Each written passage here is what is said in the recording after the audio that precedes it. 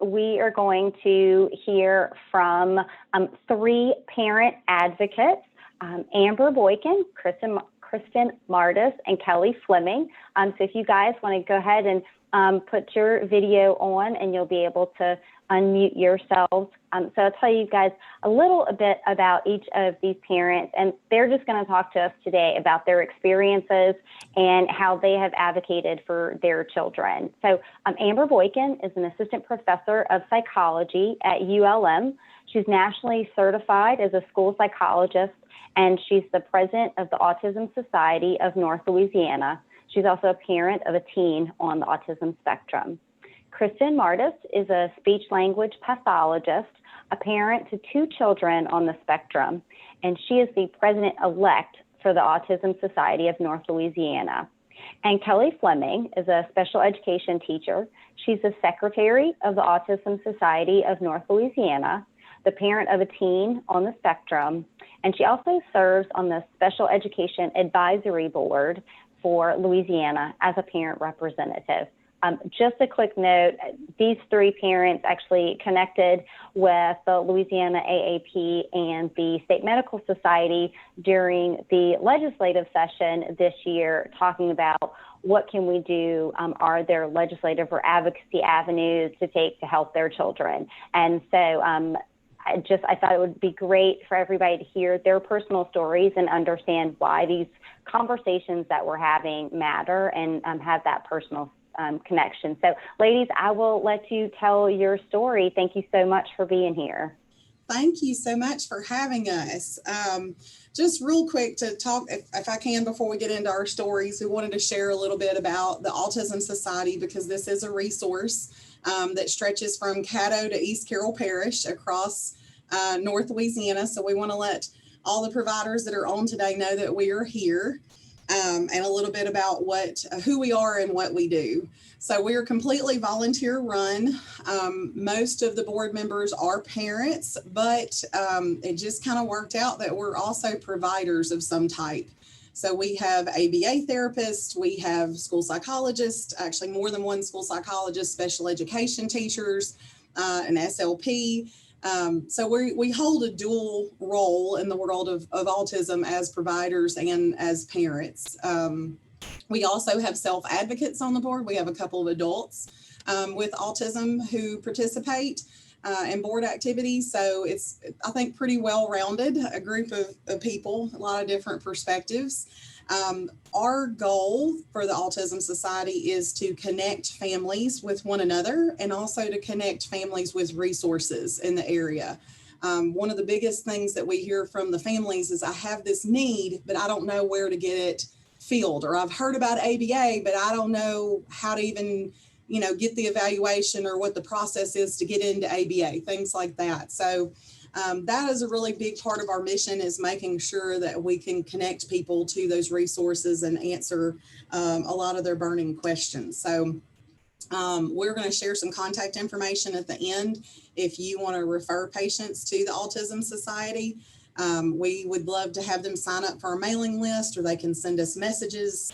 We even have a new parent orientation the first Tuesday of every month that's super informal. They can just log on and say, hey, my kid just got diagnosed. I don't even know where to start, or just tell their story and talk to another parent that has a child with autism. And there's usually an ABA provider that's on our board that's also on that Zoom call. So a lot of different things that we have going on.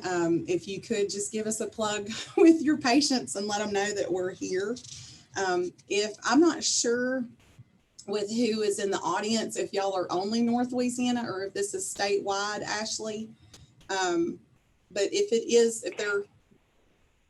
It's statewide, so it's folks from all over. Mm-hmm. So there are some great chapters of the Autism Society in other regions of the state as well. Acadiana area has a very active chapter, and the greater New Orleans and the Baton Rouge area also has a chapter. Right now, the only part of the state that's actually not covered by an Autism Society chapter is Central Louisiana. They don't have a formal chapter, but the state chapter out of Baton Rouge, or even if we have people even outside of our region that just need answers or want to connect to some of the resources or the parent groups and things like that, we're not going to turn people away. So we're technically from Caddo to East Carroll, all the way across the top of the state, but we're not going to turn people away.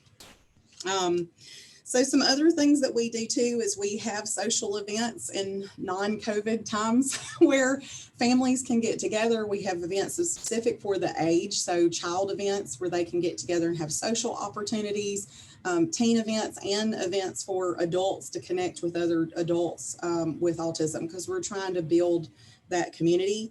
Another thing that we do, and this is something that you might hear parents come in that have problems with, is we help train them on how to deal with the school, how to navigate requesting an IEP and the evaluation process and what their legal rights are. All of this is free. And again, I don't care what part of the state they're from. If they wanted to do one of our, we have one coming up, I think in October, actually, for parents. If they wanted to join in on one of these training sessions, we're giving it anyway. So you can recommend this to any of your parents that are having trouble navigating the waters of special education in the school system. That particular training is actually done by Kristen and I, and we both have experience in the school system. So it's coming from a school provider as well as a fellow parent. We also do legislative advocacy. One of our initiatives that got tabled this legislative session that we're hoping to bring back the next year. And we're open to collaborating with providers on how to make this feasible for you. But we're wanting to require autism screening at least by age 3. And we're going to get into why we're requesting that. But that's our current initiative, to try to catch basically more of these kids and get that early intervention piece in place as early as possible so that they do have a better prognosis over their lifetime. So that's pretty much kind of sums up the Autism Society. Kristen's got some information she wants to share about some national statistics. We are also in the process of collecting Louisiana data for some of these things that she's going to discuss. So in talking to your parents with autism, if you could also refer them to our webpage, we have a survey going on to collect some of this data specifically for just the state of Louisiana as well. So, Kristen? All righty. Okay, so like Amber said, I'm going to very briefly kind of talk about just some of the statistical data that we have. Because when we met Ashley, it was through that advocacy piece, or like Amber said, the requirement for autism screeners to be done by the age of 3. So we come to advocate for that, not only through our personal experiences, but also our professional experiences and the statistical data. So I'm going to just give you the most recent ADAM Network findings. And just in case anybody's not familiar with it, but I'm sure you are, the ADAM Network is the Autism and Developmental Disabilities Monitoring Network, which is a group of programs that's funded by the CDC that just gives us all of our prevalence information about autism and other developmental disabilities. So some of the good news that the most recent findings uncovered are that children are receiving, more children are receiving evaluations by the time they are 3 years old. And of the children that were diagnosed by the time they were 4, 84% of them actually were diagnosed by 36 months. So that is incredible. That is a 10% improvement from the last findings. Some of the other findings that recent study found, Amber, can you go to that next slide? Yeah, sorry. Is that there are some still disparities that are noted across gender and ethnicity. So for the first time with these findings, there isn't any statistical difference between diagnosis rates between white children and Black children. So that is an improvement. There is still disparities with Hispanic children. They were noted to be 1.2 times less likely to be diagnosed. And the prevalence ratio with males and females is 4 to 1. So for every female diagnosed, there are 4 males. And current research is showing that it's not that females are necessarily less likely to be autistic, but autistic females are more likely to be not diagnosed, late diagnosed, or misdiagnosed. And there's a lot of reasons around that. A big part of it is all of the normative information, all the diagnostic criteria was centered and developed around boys. And we also know that females tend to imitate their peers more and mask more. So they can kind of go without being detected as readily sometimes, which is important for us to know when we're thinking about screening children for the need for further evaluation. The next slide, please. So some more of the findings from the most recent ADAM network was that 85% of the parents of children that were diagnosed with autism said that they had concerns by the time that their child was 3. But the average age of diagnosis was 4 years and 4 months. So while we have made improvements in earlier identification, there is still a pretty large gap from when they're having concerns and noting those concerns to when they're receiving evaluations and diagnoses. Of these children, fewer than half of the kids with autism were evaluated by 3 years old. 19% of the kids between ages 3 and 4, 39% of the children with autism received their evaluations after they were 4.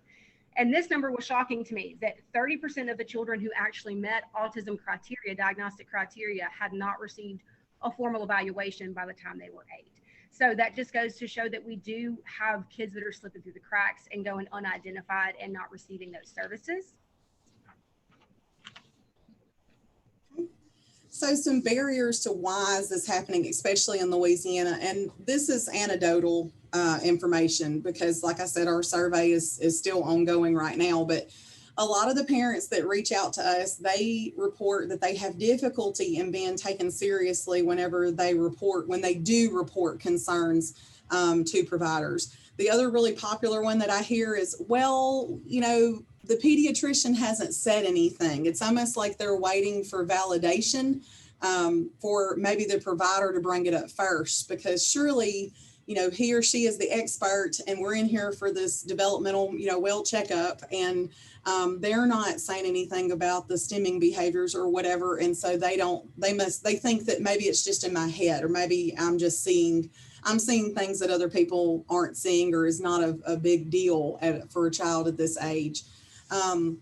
Most often the school is the first to evaluate for autism. And there is a plethora of reasons for that.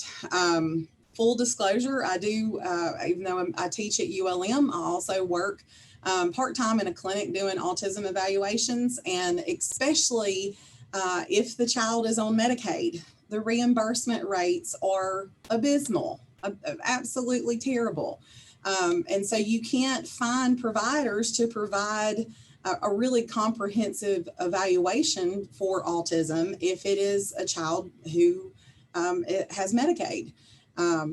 Just to give you an example, the test that we use most often, one of the tests, not all of them, but is the ADOS, Autism Diagnostic Observation Schedule, 2nd edition. The protocol costs about $25. And when you're only reimbursed like $34, $35 a unit to test, I mean, providers can't afford to keep their doors open and provide these services. That is an issue. That's a separate issue that we would love to work possibly with your organization and some advocacy to work on those rates, because it's become an equity issue to getting these services. So there's a lack of Medicaid providers that assess. There is a lack of understanding on the parents' side, I think, for what is appropriate developmental milestones. For the past 14 years of my career as a school psychologist in the schools, I worked in Bienville and Lincoln Parish before I came here to ULM. And it would astound me the number of kids that got referred by people like you, the pediatricians, would refer to the school system, and the kids, you know, were turning 3 or had just turned 3, and the parents didn't realize that that's not okay, that they're not talking. I mean, they just don't have that understanding. And then, of course, because there is such an issue with the billing and a limited service providers that provide these evaluations, there's really lengthy waiting list for kids to get in to be evaluated. So we talked a little bit about our advocacy initiatives. We want to require autism screening, so at least we can get the ball rolling at an earlier age. And it doesn't have to be at 36 months. It can be before, just up to 3 years old. But that was what our bill was that we proposed this past year, and that we would like to reintroduce next spring. is that medical primary care providers that service pediatric patients are required to do a screening for autism by age 3. Screenings could be free or low cost for as far as the tool that you use. The MChat and the Biscuit are both available for free. The MChat even has the MChat R is a toddler version. It's 20 questions. It's, something that could be done in, just a developmental checkup, annual checkup. Our rationale for this is actually, and I know I'm preaching to the choir since this is the Louisiana chapter, but the American Academy of Pediatrics recommends screening for autism between 18 and 24 months. And autism, we know, can be reliably diagnosed as young as age 2, and some studies have even shown as young as age 14 to 16 months. That article that I have referenced there in the slide, they actually, according to their data, only 2% of the children that were diagnosed in the toddler years lost their diagnosis later when they were reassessed. So there's some good data around that with the stability of the diagnosis, even in that earlier age range. I have on here too, one of our advocacy initiatives is we are really trying to reach out and connect with those parents when they first receive that diagnosis. I can tell you as a parent who is also a provider, it is still a punch in the gut whenever somebody says the A word about your child and you kind of feel lost. I can't imagine what it's like for a parent who's not a school psychologist or an SLP or a special ed teacher who has some knowledge about some of these interventions. And so we just recently received a grant and we're working on putting these boxes together, the Welcome to Autism orientation boxes.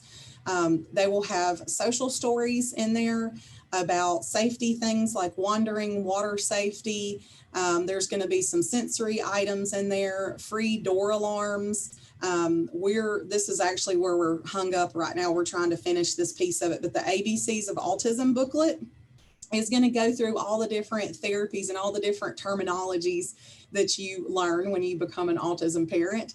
Like what is ABA? What is speech language pathology when it comes to a child with autism? So we're in the process right now of completing that part of it. And then of course, information about the Autism Society and some other things. And all of this is going to be free. The grant has covered the materials and it also is going to cover the postage. So you will be able to go to our website. We're hoping that this will be on there by October is our goal date.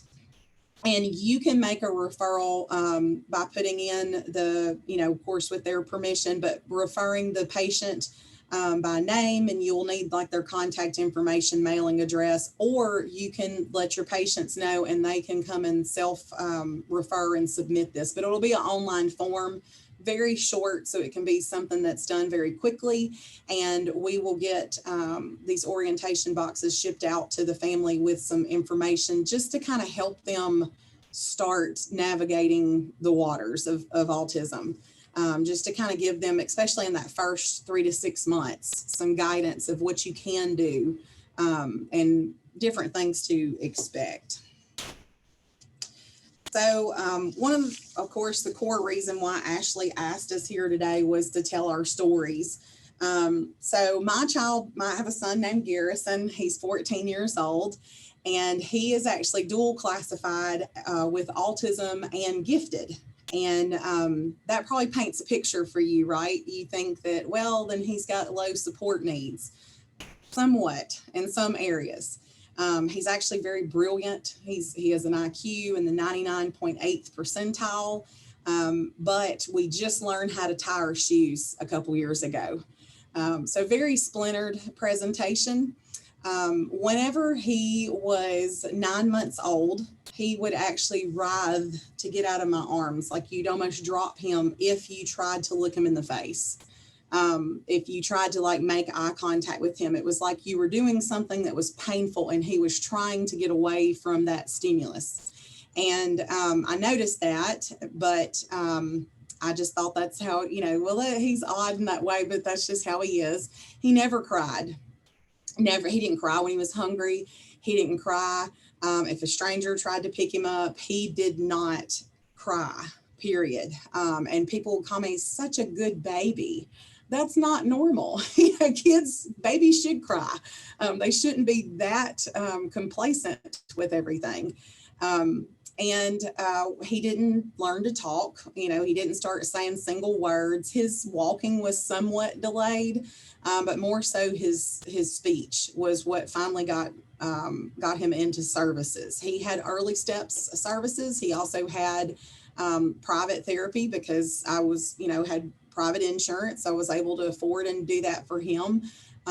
He was able to get in with an early intervening therapist and also a speech language pathologist. He also got OT at a very early age. He started around 18 months. He did not learn to talk until he was 4. He did not potty train until he was nearly 5. And when he learned how to talk, he learned how to read within like 6 weeks. So very, in my opinion, very interesting presentation of autism. But whenever we were going through the diagnostic process, and this is the part of our stories that we feel like is important to share, I was one of those parents who I thought, I loved our pediatrician. We had a great pediatrician. And I thought, surely if I'm seeing these things because I'm a school psychologist, right?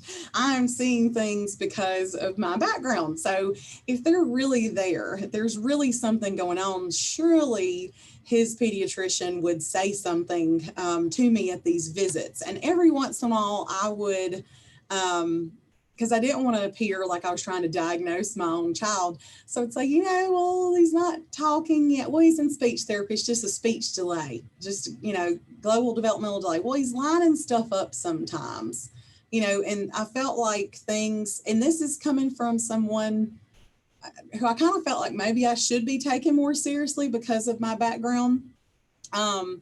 And, a lot of it was dismissed. And so, and whenever we finally did, when he started school, he started preschool, he was suspended 14 times in the first year. For a lot of it was for hurting other kids.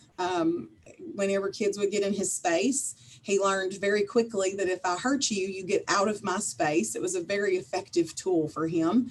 And so through these suspensions, the school recommended, it was a private school that he was in, recommended that we get him evaluated. And it was then when someone else basically validated what I was seeing, that it's not just me being the school psych mom and, seeing these things. It was, I needed that piece of validation to start that process to really look at autism. It wasn't that I wasn't getting him early intervening services, but to really explore the A word. So we ended up, because of the lack of providers, and again, he's 14 now. So this was years ago. He was 4 at the time. Even back then, the lack of providers that we could find with private insurance in North Louisiana to do an evaluation, we had to get him on several waiting lists. We ended up going through Batson's Developmental Center in Jackson, Mississippi. And even then, it took 6 months for, he was probably, when he was 18 months, when he was 2 years, I was saying things to the pediatrician that were kind of getting dismissed. But whenever he was 4, we finally got the referral and got through with Batson's. And the process, even going through Batson's, took 6 months for us to get a diagnosis. So we finally got the diagnosis in April of that school year. And at this time, the school even asked us, well, he's reading on a 3rd grade level. And so academically, he's really good. So could you just not bring him back in May because of the behavioral issues? And he had a really negative early childhood experience with that first exposure to school. And would he, if we would have had the right diagnosis, and maybe I would have had him in the right therapies and additional therapies such as ABA, would he have had that experience? I don't think he would. Obviously, you could probably listen to me talk that I have a lot of mom guilt about that. Mom guilt's a real phenomenon. But I wish that and I think like many parents, we're looking at the providers for some validation about some of the things that we're seeing. And, you know, that's just important to have those conversations. Or if the parents are making comments like I am, maybe it is that they're digging a little bit for you to validate what they're seeing or explore it a little bit. So that was my experience with autism, with the diagnostic process. I'm going to turn it over to Kristen to share her story. All right, and I know we're getting close to the end of our time, so I'm going to very briefly kind of share our story. So I have two children, both of whom are autistic. Marley is 12. She is in the 7th grade this year, and Mason is 6. He's in the 1st grade. And they both had very, very different journeys to diagnosis, whereas Mason had a very timely referral, evaluation, diagnosis, and early intervention supports. And Marley had an extremely delayed evaluation and no early intervention supports. So, you know, the why is not important in that. You know, why was hers delayed? Because it was affected by so many factors, one of which it was 10 years ago. And, you know, we all know that the landscape of autism awareness and services and supports, I mean, have improved in our community. So I think that had a big part of it. But again, the why is not as important as the impact that was felt, because I've absolutely lived it both ways, and what it is like to, you know, have a child that gets the access to those life-changing early intervention supports, and the extreme detriment that can come from not getting identified early and getting those supports and getting plugged in with a community that helps you advocate for your child in various scenarios. So our story is, you know, it's personal to me, but it's not unique to just me. As a speech pathologist in the school system, I also serve on the interdisciplinary team that all of the concerns for any student filters through our team, and we design interventions, refer for evaluation, whatever it may be. And there are many children that come into the school system that end up meeting the criteria for autism, but had never been diagnosed, you know, not been evaluated outside of the school system, and often it's not even on the parents' radar yet. So like I said, it's personal to me with our story, but it's not necessarily unique to us. But just a little bit about, you know, the journeys that Marley especially went through, because like I said, Mason, not that it's been an easy road, but it was definitely much easier for him having access to those early intervention supports and things like that. But the first time that I had mentioned to our pediatrician concerns, Marley was a little over 3, like 3 years, 2 months.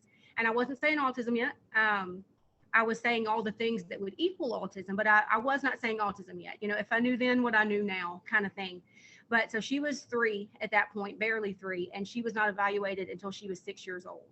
And over that 3-year span, that was not for a lack of effort on my part. You know, if you don't know the questions to ask, you're not going to get answers. But I was beating down the doors of anybody that would listen to me. And for the sake of brevity, just a few of the things that were tried in that 3-year span was contacting the school system to try to get an evaluation, and that led nowhere. Different isolated evaluations such as play therapy and things like that. When she was 5, we were referred to a psychiatrist that did no testing, no inventories, anything like that. And by this point, I'm saying, I think she's autistic. And again, after no even observational data, says she's not autistic, but she does have all of these diagnoses right here. And so Marley absolutely lived through what the research is showing about females and underdiagnosis and misdiagnosis and things like that. And only one of those diagnoses that she originally got was actually appropriate, but the psychiatrist did suggest medication, which we tried. And as you know, it's not always the first time. So we knew that we might have to tweak it and try different dosages or different things like that. But after months of doing that, several months of doing that, and not only was there no change, but it just wasn't we didn't feel like we were being heard. And, you know, the requests for testing or any sort of like standardized data to, you know, it wasn't going very well. So we then went to a psychologist who did do testing. But before that, he said, I'm going to evaluate her for autism to appease you. I don't think she's autistic. And so does the battery of testing that's required. And not only did she meet the diagnostic criteria, she exceeded it on any and all tests, all observational data, all inventories, because she's unquestionably autistic. But that is so important to me when we're thinking about why we advocate for those screeners for children by 3, because even sitting in front of a psychologist who does these testings day in and day out, coming from a speech pathologist who has, you know, training and experience with autism, he still would not have tested her had I not pushed for it that hard. And, you know, in those 3 years that we were going down all these different avenues, often unsuccessfully trying to get help, it wasn't like Marley was just some quirky, you know, child going to school. She was having significant difficulty there's definitely no way that I can go into in a short time. But just a few of the things, you know, she was always in trouble. She was terrified at school. She was always in trouble. She was terrified to go to school. And I'm not over exaggerating when I say absolute fight or flight every single morning, 5 days a week for the first 3 or 4 years of school. I probably spent as much time at her daycare and her preschool and her kindergartens as I did at my own work. I was always on the phone with them. By the time she got to pre-K 4, she could no longer go on field trips with her peers because she would become so dysregulated that it became a safety issue. All of that continued in kindergarten. She was suspended in kindergarten, constantly in trouble. We repeated kindergarten the following year, even though she has no academic difficulties. We were hoping with more exposure to rules and routines and all the good stuff that it might be easier for her. It was not. And throughout this time, when you say, well, Marley, you know, what happened today? And she would say, it's because I'm bad. And there was nothing, you know, even as her mom convincing her wholeheartedly, no, baby, you are not bad.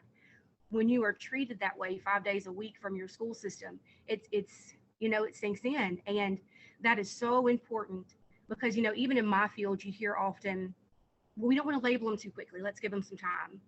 But we know that an autism diagnosis doesn't make you any more autistic, as well as not having one doesn't make you any less autistic. It just doesn't give you access to the supports. And furthermore, autistic children who are undiagnosed and haven't received those early intervention services, when they enter a school system, unfortunately are going to be labeled one way or another, same way as Marley's teachers labeled her bad, when she clearly is not. She is a beautiful, both of my children are beautiful, fantastic individuals. And Marley's doing wonderful now, 7th grade, straight A's, things like that. But, you know, she shouldn't have had to walk through fire for the first 4 years of school. And so that's kind of why my personal reasons for advocating for those things. And I thank y'all for listening to me.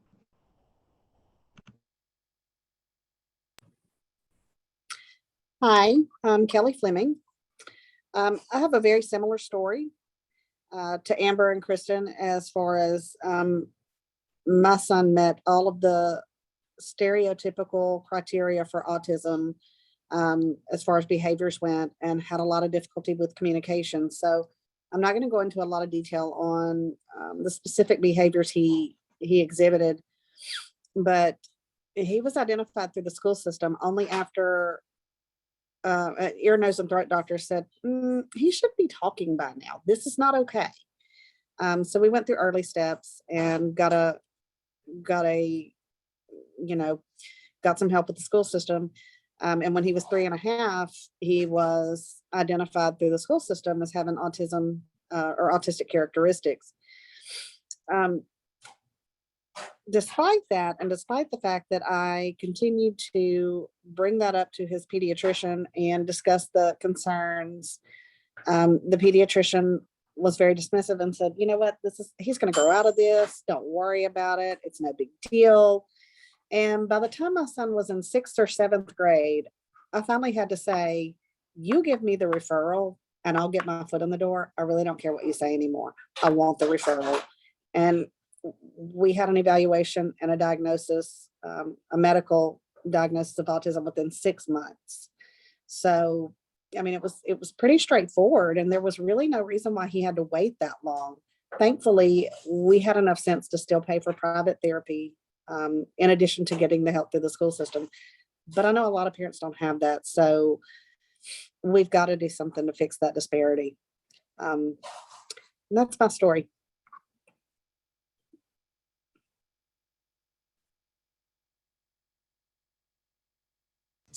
If anybody wants to reach out to us or share contact information with your patients, this is how you can contact us. Parents can email questions, follow us on Facebook for our social events, and also that's the website where we'll soon have the button up for the orientation boxes that will be free. Let's see. Autism, yeah. Yeah, autismnorthla@gmail.com. Sorry, I was looking at to see what was in the chat. And then a lot of like I said, a lot of the social things that we do, if they follow us on Facebook, they'll be aware of the social things that are coming up. Well, Any questions? thank you Okay. for, thank y'all so much for being on and for sharing your stories. I think your experiences highlight why we're really trying to do what we're doing here today and making sure that people understand what tools are available, what resources are available, and when working with families, how we help families and how we connect families to resources. So I think there's obviously a lot of work on both sides of this for us to really be able to move into a better place. I'm happy to see that the data is showing nationally trending in the right direction. And certainly I think, you know, in Louisiana, those are the things that we need to focus on how do we keep doing that to keep moving in a better direction. So I did put the email address and the website in the chat for folks. So that'll be shared in the recordings as well. So again, thank y'all so very much. I appreciate you being here and taking time and telling us your stories. That's no problem. Thank you for having us, Ashley. Please scan the QR code or go directly to the link to complete the evaluation and claim your education credits. Please reach out with any questions or if you need additional assistance.